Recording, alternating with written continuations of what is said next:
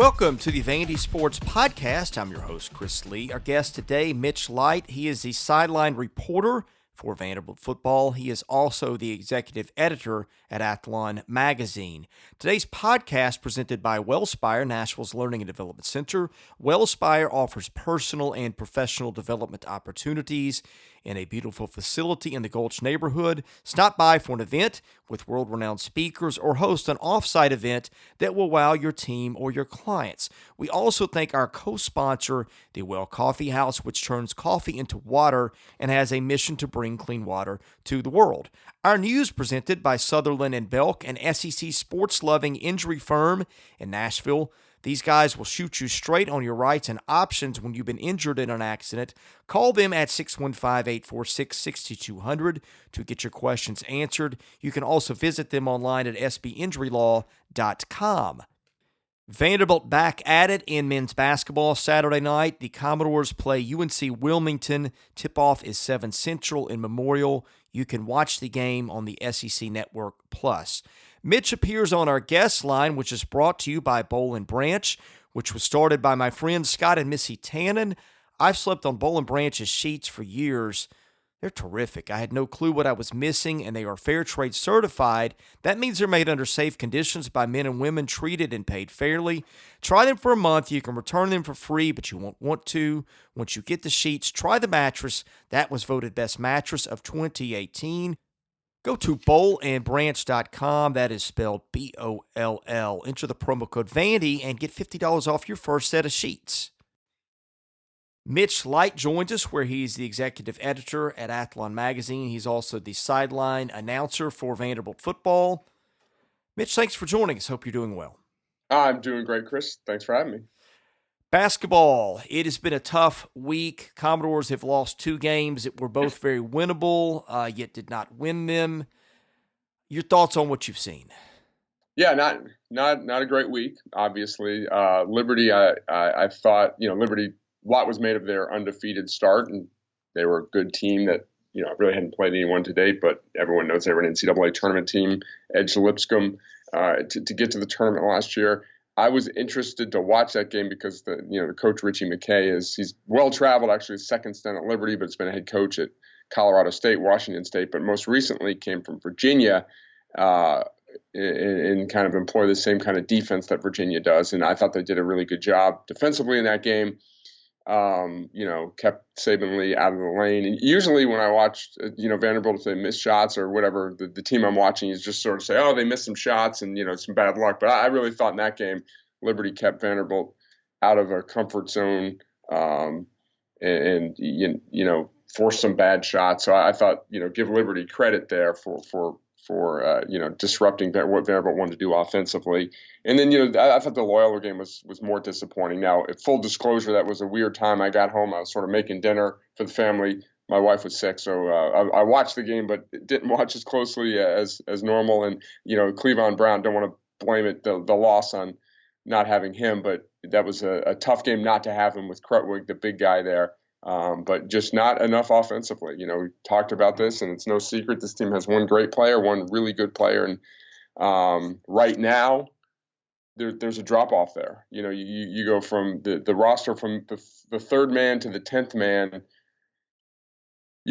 Might be, I don't know, Chris, you've been around a long time, might be as weak as I can remember Vanderbilt. Now, I'm not saying these guys won't grow, won't develop into better players, but right now, what they get from guys 3 beyond, it's just not enough. Well, if we're being literal about what you just said, right now, the 10th man is a walk-on, and the 9th man is also a walk-on. So there's that. But yeah, I mean, even to the 8th guy, it's a pretty big drop-off. I said this, I don't remember who I talked about this. I think it was with George Plaster earlier in the week. I said, right now, I think what they have is they've got, as you said, a great player and a really good player. And then from there, they've got a lot of guys who were 8, 9, 10 on most Power 5 rosters, but those guys are a 3, 4, 5, 6, 7, that kind of thing. Now, I'm probably, well, I don't know if I'm overstating it a bit. Scottie Pippen is kind of the wild card. Dylan Dessou's sort of in there too, of kids that have some ability, but they're not quite there yet. But yeah, I guess it's a long-winded way to say that I basically agree with what you just said. Yeah, two things on that too. And Dessou and Pippen are forced to start, and they're not. They wouldn't be starting for most Vanderbilt teams that we've seen, or most quality Power Five teams. They'd be the eighth and ninth man. You'd be pretty excited about Scottie Pippen coming off the bench playing 12 to 15 minutes. Now he's done some good things. In Dessou, I think will grow into a good player. But when he's done a good job rebounding, but he's as a shooter, he's only shooting 28% from three. And lost my train of thought on the other point there. But yeah, it'll come back to me. But yeah, it's just the overall shooting. Like the fact that Neesmith is obviously a great 3-point shooter. Coming back to earth a little bit, those numbers earlier in the year weren't sustainable. He's now at 47%, which is still outstanding. But when your second best player is a guard who's just a non-threat, non-shooter from the outside, Saban hit one the other day. Of course, he can hit some. He hit two big ones against Richmond, but he's not a good 3-point shooter. He's at 32%. There really is not another threat from 3-point range. And when you're not getting any scoring in the post, which college teams can live with nowadays with the way the game is played. Of course, you'd rather have scoring in the post, but if you're not getting scoring in the post and you've only got one knockdown shooter from three, it can make life kind of difficult. Yeah, there are some holes I want to get into in this roster. One, wing shooting, the other is post. Let's table that for just a second. But you said they've got one great player and one really good player. Those, of course, respectively, Aaron Neesmith and Saban Lee. I 100% agree with you there. Sort of the issue for them is the good player a lot of times is the table setter. And what I mean by that is that Saban Lee is the guy that gets to the hoop and loosens up defense. And he's good for a couple of those spectacular dunks a game, getting into the lane, wreaking havoc, making plays there, perhaps kicking out. The problem in that Liberty game was Liberty completely choked that off. Yeah. And you saw how the offense suffered after it did. Yeah, and that's kind of what my point was earlier with Ricky McKay. I figured they'd have a really good game plan. You need the game plan. You need the defensive players to do it too, and they'll face teams with better talent defensively. But Liberty will be one of the best coached defensive teams Vanderbilt plays. And I'm sure you've probably noticed it, but who's having a really nice year, who would be a big asset to this Vanderbilt team is Yanni Wetzel's averaging 10.8 points, 6 rebounds a game for an undefeated San Diego State team, and would give them some post presence. Has clearly got better last year as the season progressed. Well, no doubt about that. The pack line, and I guess the answer is it's probably difficult to teach and learn, but I watched them play that and I see the success they've had, and I kind of wonder if that's not something more teams should explore.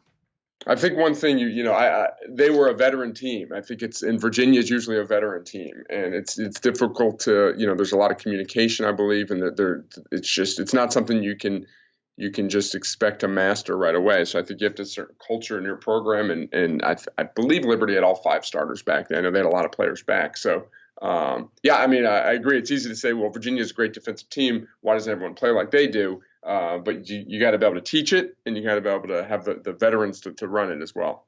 Yeah, I think Lovell Cabil, or whatever his name is, was their leader in minutes played. He graduated, but I think they had 2 through 5, 2 through 6 in minutes played, and also some guys like the Baxter Bell kid was further down the list. He was like 7th, 8th, 9th in minutes played. He's back. So, yes, they mostly did have a veteran team. Yeah. Let's go into wing shooting for a minute. I know Vanderbilt shot the 3 pretty well, but is starting to drop off pretty precipitously at this point as the opposition gets better. I just go back the last 3 or 4 years and look at their complete failure in recruiting to be able to land shooting wings. Now, they have some. Obviously, Neesmith is a great shooter, but they've always had, if you want to go way back, a Charles Mays or somebody coming off the bench. They had Cameron Justice. Bryce Drew's staff ran him off where he's still playing, I can't remember now. Western Kentucky, although he wouldn't be, in fairness, he wouldn't be in college still. Good point. But yeah, but it's been an issue. Peyton Willis is another guy who could shoot. Yes.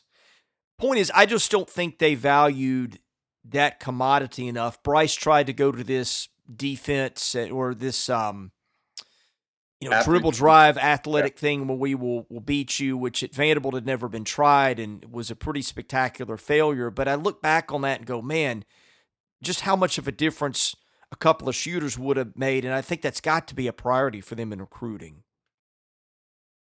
Yeah, I totally agree. Dylan Dessou is built as a shooter, and I've heard he is a good shooter. He's just some freshmen just don't shoot well right off the bat. But yeah, it's a game of making shots. I know that's more complex than that, but that's the one thing, for those of us that have watched Vanderbilt over the years, you can always take comfort in guys who could put the ball in the basket and spread the floor, especially nowadays the way the game is played. And that's an obvious issue for this team. And you do make the point. Vanderbilt's shooting 37% from three, had some really big games early in the season, but as they get scouted more, and as you mentioned, the competition increases, that number is will likely, hopefully it doesn't, but will likely drop some. Well, the other glaring weakness is the post, and you don't have to have a back-to-the-basket low-post player like you had to have 10 or 20 years ago. The game has changed, and I get that, but still, it's a commodity that would help, and I look at that area, and that's got to be a really big concern for them, not just now, but going forward. They've got Ejike Obinna, who may or may not pan out, and that's just another spot I look at and just say it explains a lot of their issues, and I wonder what they are going to be able to do that in future years about that issue. Right. It's an issue. It's not as big of an issue as what, like we both mentioned 10 years ago, 15 years ago, but you gotta get something there. You gotta have to be a threat. And maybe Educate can, he's done some nice things in short bursts there, still, learning the game from an IQ standpoint, I think. But yeah, an obvious issue. Okay, next thing, what do you do with Matt Moyer at this point? Good question. He brings some rebounding to the table, and I know he's a good kid, hustles and all that. He's not a good offensive player, and he seems to not understand his limitations. You hear the phrase "guys who play within themselves." He does not play within himself. He's 2 for 15 from three. One of those was a bank shot. He's 9 for a guy his size to be 9 for 29 from the floor at 31% is brutal, and he's supposedly and has been a good rebounder in the past, but he's only averaging 2.5 rebounds, not only 12 minutes, but still that's not a ratio where it's like you say, oh, that guy needs to play more. So I think they're forced to play him just because of the lack of numbers, but I don't think he brings much to the table. I guess it's because I like Madden. I would like to see things in well. I've always said I would give him a very limited role, define that, say you are going to be our rebounder and our defender. You're not going to be roaming the perimeter shooting shots. I don't know if he refocused his effort and did that, if they could make that work, but that's all I've got left at this point. Do you think that's something that he could pull off pragmatically with his skill set? Yeah. He can be a 10-minute guy on any team, basically. If he just kills too many possessions with bad shots, and that just can't happen. And he's not a good free throw shooter either. He's 4 for 11 from the line, which hurts. Anything else on hoops before we maybe talk National Signing Day for a minute, then hit the mailbag and then get you out of here? Not really. Just in and of itself, we haven't talked in a while, but in and of itself, none of the losses is like that bad of a loss. But the fact that they've lost 4 games to solid mid-major teams is not good. Again, if no crime in losing at Richmond, Liberty's a solid team and all that stuff, but those are games Vanderbilt, even with this limited roster, you'd like to see them, win 3 out of 4 of those or split those. So that's, it's not good when you're losing to. Aside from Buffalo, they basically lost to all the quality mid-majors they played. Well, I think this is a good way to sum it up. They are, I believe, right now 133, 135, somewhere in there in Ken Palm. I've not checked after last night. And the teams they're losing to are right around 100 for the most part, give or take Right. a few spots. So that would suggest that that's kind of what they are. Yep, and that's kind of what we thought they'd be. Right, yeah. So no surprises. You were hoping for one, but so far. But I'd say this again. What you hope for out of this season is just something to hang your hopes on. And I think at this point you can still say they're limited by the talent. Again, they've got one great player, one good one. I don't think there's anything to disqualify future hope for Jerry Stackhouse at least in terms of player development on court coaching. So for fan base looking to hang its hat on something, I guess there's that. Yeah, I agree. I agree. Yeah, obviously it's only 10 games in, but yeah, it's like we said, the roster was limited heading into the season, and I'm not surprised by much that we've seen. National Signing Day, your thoughts on what happened there? Yeah, I did. In all full disclosure, did not follow it that closely. Just never been a huge recruiting guy, but it been busy at work too. So it seems like Vanderbilt closed nicely with some guys. Holding on to Ken Seals, which I know people were worried about. I don't think not until the very end, but there was a stretch there, and then signing the two other quarterbacks. I have no problem taking a risk on a junior college transfer. I guess he didn't have a lot of high offers there, but it's you need to add some quarterbacks to the team. To the roster. It's obviously a huge issue right now, the lack of numbers at the position. So it's a class. I think it was the final. I know you probably used the rivals rankings, Chris. I'm not sure what it ended rivals, but it was at 50 in 247 composite, which is where it's been. And I think Northwest. I have always compare it to the like institutions. I think Northwestern had a pretty good class in the 40s, but a little better than Duke, better than Wake Forest and stuff. So, it's kind of what we've seen in recent years. Yeah, I think it's a kind of a status quo class for them. The quarterback thing is the focus. And Derek Mason, I think Adam Sparks asked him, who do you expect among your current quarterbacks to be back next year? And he said Mo Hassan. Hassan entered the transfer portal the next day. I don't know if Deuce Wallace will be back or not.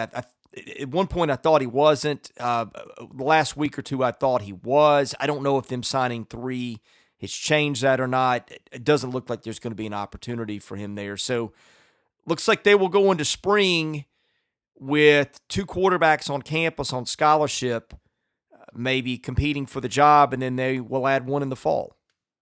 Yeah, and then probably I'm sure there's in the grad transfer market as well. And they got fortunate, although Riley Neal didn't really work out.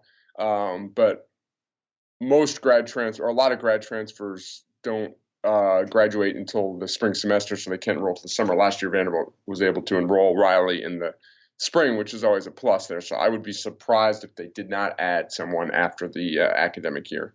Well, and they may, but he'd have to be pretty good because you don't have that long to learn the system at that point. Right. Which for quarterback is pretty hard. And again, you have 2 guys. You have a JUCO kid and a freshman both coming in January, so they will have a big head start on whoever that hypothetical player would be. True. But I'm just saying, most grad transfers, there's a ton of grad transfers, and most are not able to enroll in January. So if if there's someone you like, and a lot of times they have 2 years of eligibility, I think you definitely take a chance. Yeah, that's true for sure. And I think at this point, man, you have to, because you saw what happened last year when they couldn't find one, and you never know when you're going to grasp at a straw and find something.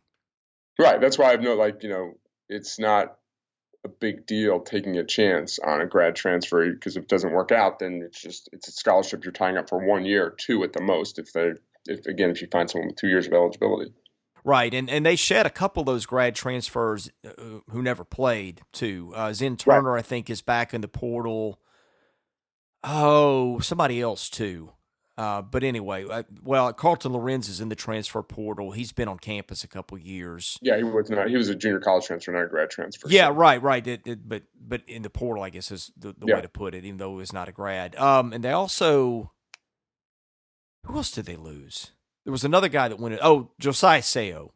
Yeah, who was not he played some defensive snaps, played on special teams. I don't think that was, much of, seemed like a good kid. Actually, he was a good kid. He always smiled. He was always really nice. I don't think from a personnel standpoint, much of a loss. Yeah, Rowan Godwin didn't work out either for them last year. Right, which is, people, I remember it's like, why you signing that guy? Didn't start much at UAB. But if you got the scholarship, it's really not much of a risk unless he's a bad kid or disrupts the locker room. It's a 1-year deal, and you never know. You might strike. Now, some people would say that's why one of the reasons Florida State was not good this year, but Florida State took a kid from Northern Illinois who was a part-time starter at Northern Illinois, ended up starting at Florida State last year. Again, might speak more to Florida State's issues, but that's kind of the nature of the grad transfer market. Teams are taking chances on guys at positions of need every year. I'm going to go ahead and go into the mailbag and get you out of here. The mailbag is sponsored by Vanderbilt Fan and independent insurance agent Josh Minton of Brentwood. If you need home, auto, motorcycle, renters, landlord, life, or commercial insurance, Josh is the guy to contact. Call him at 615-933-1979. Email him at josh@hqinsurance.com. Follow him at jdmintonhq on Facebook. He's my insurance agent. Give him a try. Think you'll be pleased. Josh has been a lot of help to me through the years. I forget who the question comes from. I think this may have been Ann Arbor Door. Mitch, I love your work at Athlon and for Vandy. I was wondering if you could talk a bit about how you started at Athlon and as a sideline reporter at Vanderbilt. Okay, sure. So after, sorry, Chris, after college, went back home to New Jersey where I grew up. Had no idea what I wanted to do, and worked at an insurance company in Manhattan for 2 years in kind of like a product development type thing. And I realized it's not what I want to do with my life, and I quit my job. And with Bill Troche, a friend of mine from college, we started the Commodore Report, a Vanderbilt sports newspaper. Did that for 5 years, pre-Chris Lee and Rivals, basically right at the dawn of the internet. So people were actually still buying newspapers and stuff. So did that for 5 years, and we always joked it was like being on the Vanderbilt Hustler without having to go to class. So it was a lot of fun. We were 23, 24 years old. And then we didn't work in the summer, so I temped at hospitals and stuff. And then before the last year we did it, I called over to Athlon. I said, hey, I'm free in the summers. You guys need any help? And I started at Athlon as a fact checker in the college basketball magazine 1 year. And then we stopped doing the Commodore Report after 5 years, and Athlon hired me as an editor in 2001.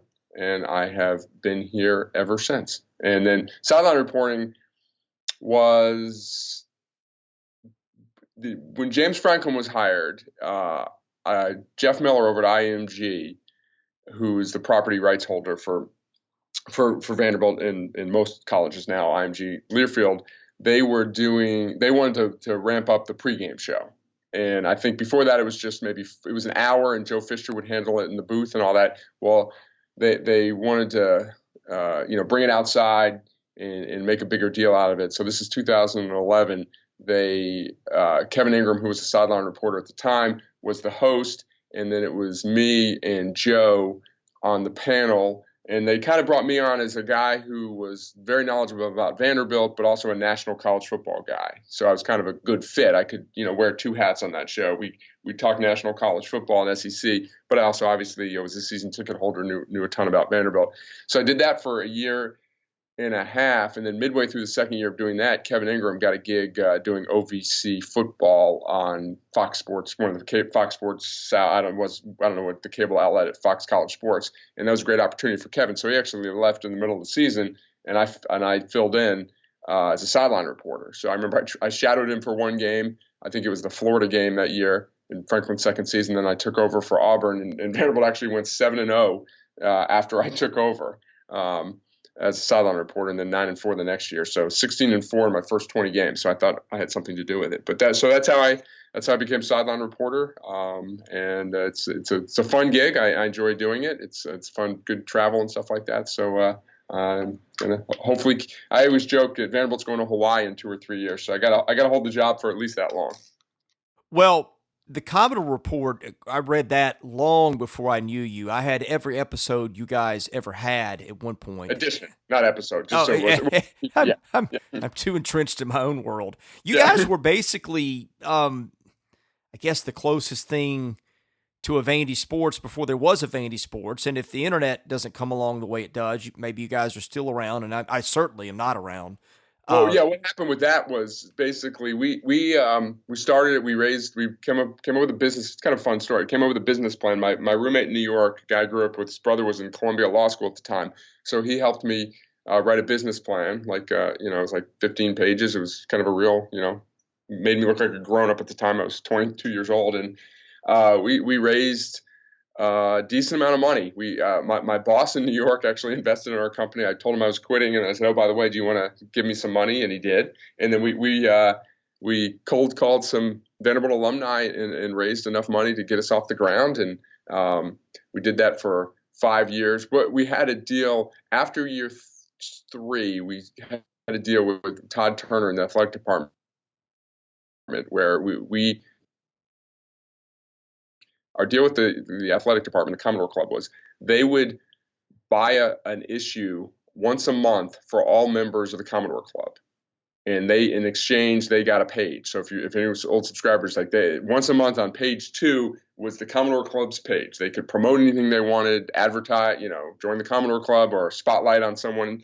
And then what we did off of that was, so everyone, like 5,000 people or whatever was in the Commodore Club at the time, got that.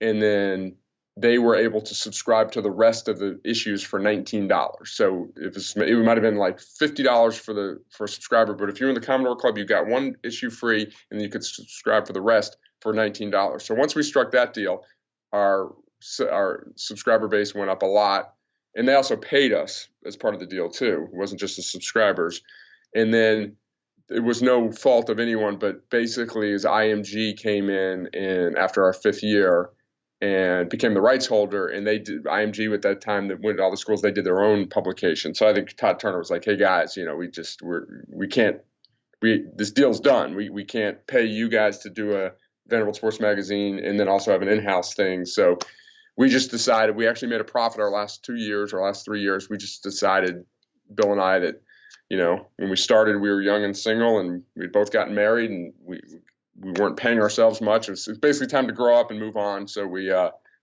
stopped doing it after 5 years. Bill went to Athlon with you, didn't he? Or did he go No, somewhere else first? He worked for a couple internet startup companies in town for a few years, and then joined Athlon after about my 2nd or 3rd year, and then left Athlon after about 3 or 4 years to go work at SI.com in Atlanta, and then has been at Rivals.com as, I think, their assistant managing editor for about maybe 8 or 10 years now. Yeah, that's true. He's still there. Yes. Well, I'm trying to remember what Vanderbilt actually, because I don't remember Vanderbilt coming out with much of a publication after you guys left. They did. It was like a monthly thing. It wasn't intended to replace what we did. Ours was news. We covered the team. We traveled with the teams and stuff. It was just basically they had and I don't fault Todd Turner for this at all. They had, a new rights holder coming in, and they were paying us a decent amount to do this publication, and we weren't affiliated with Vanderbilt, but obviously we weren't going to sit there and say Woody Woodenhofer should be fired in a magazine that was financially backed by Vanderbilt. So it was a kind of a strange marriage all along, just because we were independent and all that. So they just decided to go in a different direction. Well, trust me, I think I know as well as anybody. Anytime you cover Vanderbilt, it is always going to be sort of a strange marriage in one way or another. Yeah, no, we had a great relationship though. I always joke it was probably the 5 worst years of Vanderbilt football, 96 to 2000, and it coincided with, well, it wasn't the 5 worst because there was 5 and 6 record in there, but it was not a good stretch, and it coincided with maybe the 5 best in Tennessee history. So it was fine. We had it was great relationships over there. So I have nothing bad to say about that what was going on over there. Well, and it got you a start to move you on to bigger and better things too, which the experience you can never beat. Yeah. So. It was great experience. I mean, we did everything from dealing with selling ads, dealing with the post office, which was with second class mail, and just all the, and I'm kind of rambling here, but every Monday we would finish we would do it all day Sunday. We'd finish it Sunday at about 2 a.m, and this is, the technology isn't as what it is now. Some guy who owned a company called Final Press or something over in downtown Nashville would pick it up at our house. We'd leave it outside for him, the discs, at like 4 a.m. He would pick it up on his way to work. He would shoot it to film. We would pick it up about 9 a.m., drive it up to Franklin, Kentucky, had it printed at the Franklin Favorite newspaper. We'd hang around, like go to the library or shoot baskets in Franklin, Kentucky for a couple hours, get it about 3 o'clock, drive it down to the Nashville post office by 6 o'clock, and then in the mail. So that was our Mondays for years.